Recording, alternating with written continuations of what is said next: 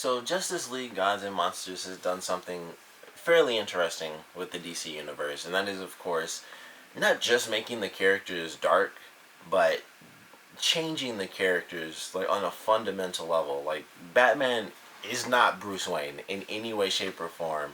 Aside from the fact that he was a genius, that's just not Batman. It's just a totally different guy. He's got a different name. It's like, oh, Kirk. He's just a different person, and he's an actual vampire and stuff.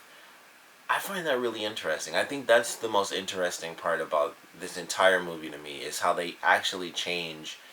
They even change the names of the characters. Like it's not just you know Bruce Wayne or anything. And with him, I think he had the biggest difference in story, aside from maybe Superman, who we know for a fact was born of Zod and his mother instead of Jor-El and his mother. But even that was like in line with the normal story of the universe.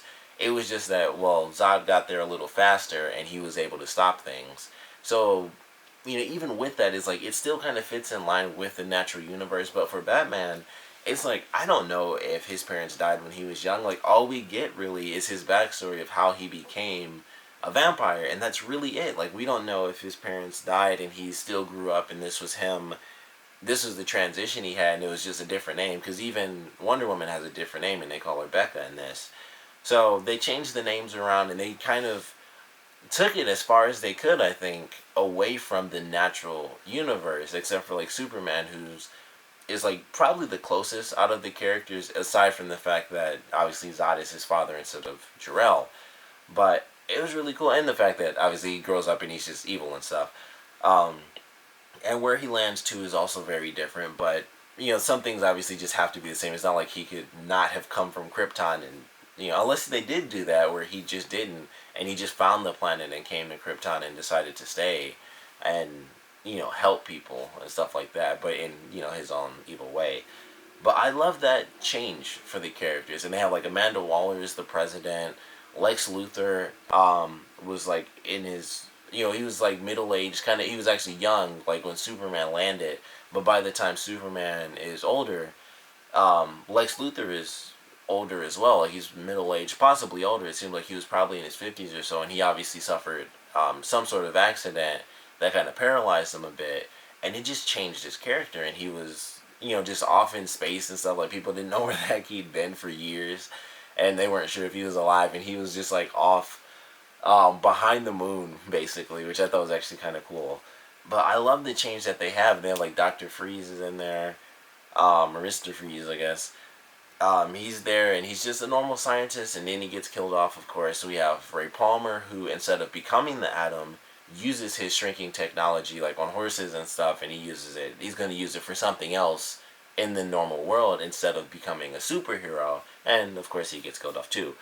But I love that idea. I thought it was pretty cool. It's like they, like with Mr. Freeze, like he was in like Antarctica or something, or somewhere like freezing cold, and it's like, oh, of course that's where he is. But he's not in the same position, of course, as he normally is in the typical universe. And then, of course, Ray Palmer, I think, was much closer because he still mastered like the shrinking technology and stuff. He just didn't use it on himself to become a superhero. He just used it for normal science and applying it to the future of technology. And I thought that was actually really well done. I thought it was nice little nods to the characters. There's some other characters thrown in as well, where it's like, oh, well, this is what this person's doing, and I just thought that was really cool. But it's really nice to see this new backstory for these characters, and it does bring up like the big question, especially for Batman more than anyone else, is what are they gonna do? Like, what other differences do they have? Because really in this movie, we only get to see like one actual person that has a serious connection to the Justice League, and that's really from Superman's side of things, and that's Lois Lane, where it's Lois Lane obviously being the love of Superman. Very different in this, and I love that. I thought it was really cool. We got to see his side of things, but we don't really see like the side of things from Batman. Like, does he know some of the other characters? Like we have in the Chronicles thing, Harley Quinn is still there, so we have the villains that are even darker and stuff like that. But we don't have like Alfred. If there's Alfred, like we still have some of the same villains, but that's one of the big things. Was he still initially rich and stuff? Did he leave that life behind when he became a vampire? There's all these other things, and I feel like he didn't, because he talks about how Superman kind of saved him, and he had like a rat in his mouth and stuff. Even if he became a vampire, if he was still the rich Bruce Wayne, you think he'd use all that money to try to cure himself? But there's no mention of that, and that's what brings up like the big question of how much more is different about this character. Are his parents still alive? Are they not alive? Does he have Alfred in his life ever? Was he ever, rich or a part of this really big family? Because they only call him Kirk. As far as I remember, they never say his last name, so he could still be a Wayne, and it's just different than when he was Bruce. But I don't really know. Like, it's just out there. It's a question. And then we have the stuff for Becca, which I thought was actually really, really awesome and very surprising, because they actually killed, they, like, of all the people, it's like, all right, here's this wedding and stuff set up, and they betray Darkseid, and they actually kill him in this universe. And that's probably the craziest thing to me. Like, holy crap, it wasn't just like, oh, Darkseid was going to be like Wonder Woman's father-in-law. This was straight up like, nope, we're killing off all of these people, and they actually defeat Darkseid after a betrayal wedding. And I thought that was actually pretty amazing. I thought that was actually really cool and surprising that they killed off one of the biggest villains in the DC universe, and he's one of the people that always is taking on Superman and the entire Justice League all the freaking time. So for him to actually be gone, I thought was a really huge deal. And it was in a flashback. It was like a 2-minute scene when you actually find out that they're betraying Apocalypse and his people, and they kill them all off. So it was just like, holy crap, he actually dies in this movie. And that kind of tears Wonder Woman away from her family, because she didn't want them to kill her husband, because she actually did fall for him, because she knew he was different and she could tell that. And I just enjoyed it. I thought that was really cool, and that's what has me excited for the next film, is that she's going to go against her family. And also, she's not Amazonian. Her father is Ares, the god of war, apparently, and they don't really talk about that. That was something I read in a comment before I actually saw the movie, was the Batman being an actual vampire, Superman being the son of Zod, and Wonder Woman being the daughter of Ares. So they don't even, like the Zod stuff they totally mention. And I guess if you do know the characters, you know that that's Ares, but they don't actually say it. And, it's obviously different. It's obviously like, oh, she has an actual father, compared to the Amazonian stuff where it's like they're just kind of born somehow. I still don't really know. I don't know if it's like really old Greek stuff, like they're born from clay type of thing. But, she has an actual father, but they don't say like, oh, it's specifically Ares, unless I totally missed that line when they said it. But I don't think they actually say it, and that, I feel like that was kind of a missed opportunity. But I think they kind of let it be known that it was Ares, so that you understand, like, oh, this is why this character is so dark, or this is why her family's so dark, and partly why she is. Like, she obviously, like, they all still kill only the bad guys, but they still kill bad guys, so they aren't considered like the big heroes that they normally are. They're more vigilante style, and I'm fine with that, because it's different, and I always love getting to see the darker side of things. But I really love their new backstories, and I'm really excited to see what they do with the future of these characters. They do kill off Cyborg as a kid, so it's not going to be the New 52 thing, which I mentioned in my review, and I didn't want to spoil that, of course. But we're not going to have the New 52 version of the Justice League with Cyborg, because he was killed with his father. And that kind of opens things up. Like, they could kind of mix and match things, because they could still have Shazam, but still have, like, old members as well if they wanted to. So I'm curious to see what they do with it. I'm excited to see what other characters we get. With Cyborg having been a kid, I guess it kind of changes things a little bit. I mean, they can make whatever timeline they want, really, but like, he was younger, so I would assume some of the other characters are much younger as well. But they also made Lex Luthor older than all the other characters, so they've kind of just thrown whatever timeline in that they really wanted to.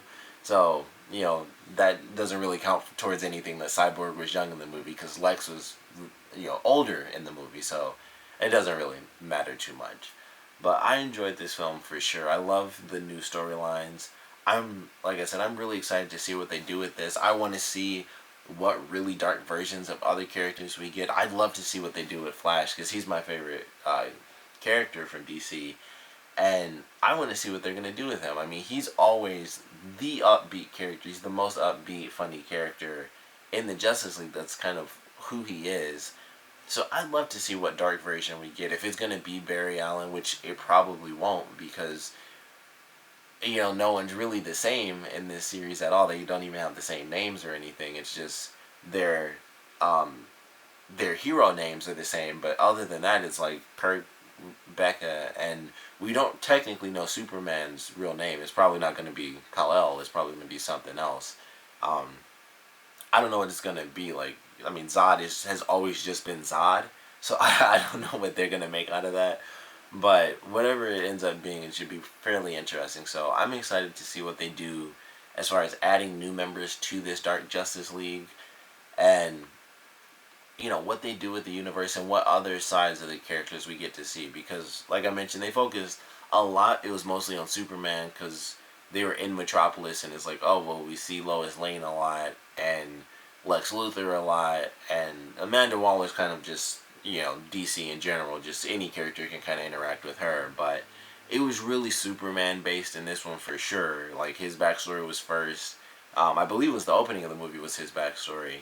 And then, like I said, Lois Lane and Lex Luthor were like really big components of the film and stuff like that. So I'd like to see them maybe, they wouldn't move the tower, of course, but maybe just the story for whatever reason takes place in Gotham. Like they just have to deal with something in Gotham, or, you know, they have to, go somewhere else, like anywhere else, Coast City or something, I don't know.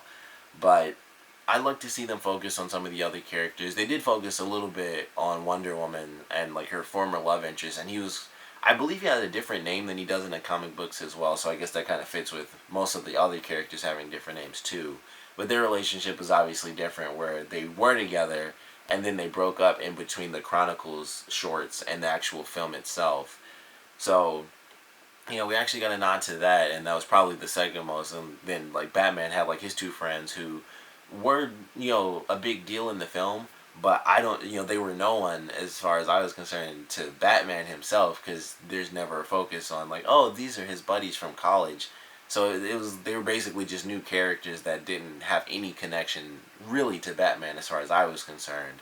So I'd like to see more of a focus on who Batman knows. Maybe if it is a villain, because people, of course, are talking about if Harley Quinn was as dark as she was, like chopping people up, then what the heck is Joker doing in this dark universe? And I'd love to see that as well. But I'm excited for what they're doing for the future of this. I'm sure there are already comics out kind of tying in the movies and the shorts, and there's probably comics in between or coming out right now to tie in this movie with whatever they're going to be doing with the future, whether it's the second film or the Chronicles, the next set of Chronicles shorts. But I definitely enjoyed this one.